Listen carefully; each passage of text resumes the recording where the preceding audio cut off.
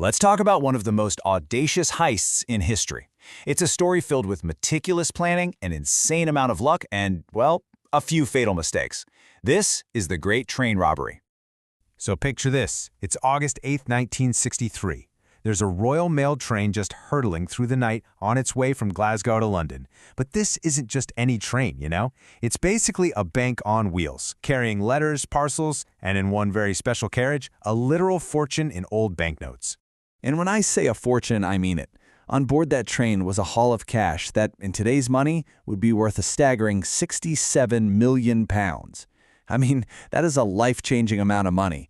And it was a target that was just way too tempting for some people to ignore. But see, this train, it's not going to make it to its destination on time. Not even close. In fact, a meticulously planned ambush is waiting for it just a little ways up the track. So the big question is, how on earth did they do it? Well, the first part of their plan was, almost deceptively simple.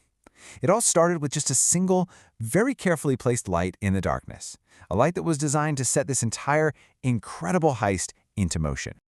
So the driver, a guy named Jack Mills, he sees a red signal up ahead, which is kind of weird for this time and place, but he does exactly what he's supposed to do. He stops the train. When his co-driver hops out to use the trackside phone to check in, he finds the line's been cut. And that's the moment they realize it's a trap. Okay, so this was no random act. Not by a long shot. This whole thing was the result of months of careful planning, and it was all fueled by one crucial piece of inside information that made what seemed impossible suddenly very, very possible. The mastermind behind it all was Bruce Reynolds, a career criminal with a bit of a reputation for flair. But even he couldn't have pulled this off without a secret weapon. A source, an insider deep within the Royal Mail. And get this, the identity of this person, the one who fed him every single crucial detail, remains one of Britain's biggest unsolved mysteries to this day. So how did they know exactly when to strike? This is where that insider's tip becomes absolutely critical. First off, the usual high-value package carriage, the one with all the alarms, was conveniently out of service that night. Instead, they were using a reserve carriage that had no alarms at all. Second, it was right after a big bank holiday weekend, which meant the train was carrying literally 10 times the usual amount of cash. These weren't lucky guesses. This was precise intelligence.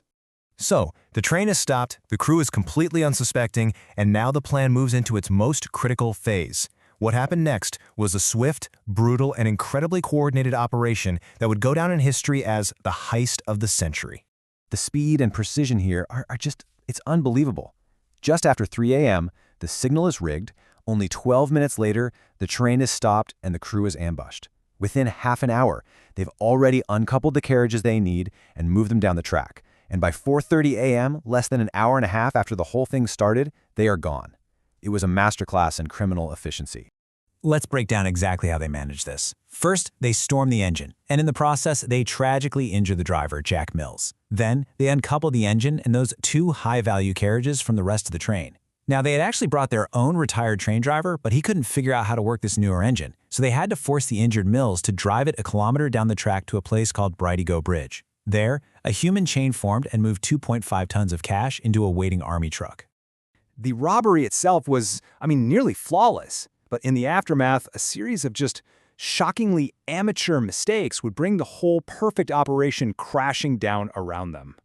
So as the gang was making their getaway, one of them turned to the captive mail staff and just said this one simple thing. He thought he was buying them time. What he really did was hand the police the single biggest clue they could have ever hoped for.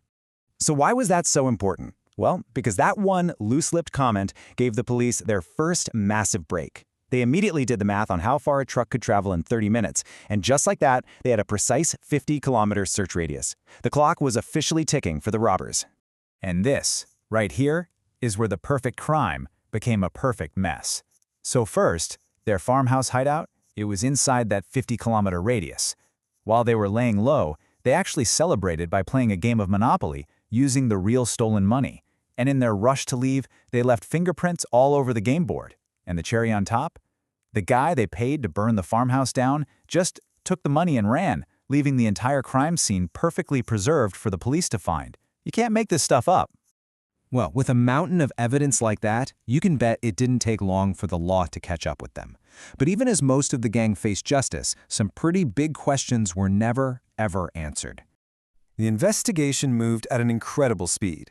Thanks to those fingerprints from the Monopoly game, the police started matching them to known criminals. Out of a gang of 16, they managed to arrest the vast majority, 14 of them.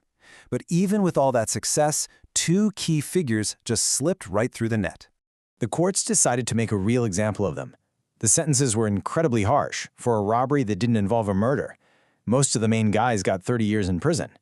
The message from the establishment was loud and clear. You do not get away with this. And amidst all the sensational headlines and the talk of this glamorous heist, it is so important that we remember the real human cost. The driver, Jack Mills, who was hit on the head during the ambush, never fully recovered, not from the physical injuries and not from the psychological trauma. He was never able to work again, and he sadly passed away only 7 years after the robbery. So let's look at the final tally. Most of the robbers, they were caught and served incredibly long sentences. The driver, Jack Mills, paid a terrible price. But two people were never brought to justice. The replacement driver that the gang brought with them, and, most importantly, that anonymous source inside the Royal Mail. And that's really the question that still hangs over this whole story, more than half a century later. The men who carried out the robbery, they were punished. But the one person whose betrayal set the entire thing in motion, they simply vanished, taking their secret and probably their cut of the money right into history.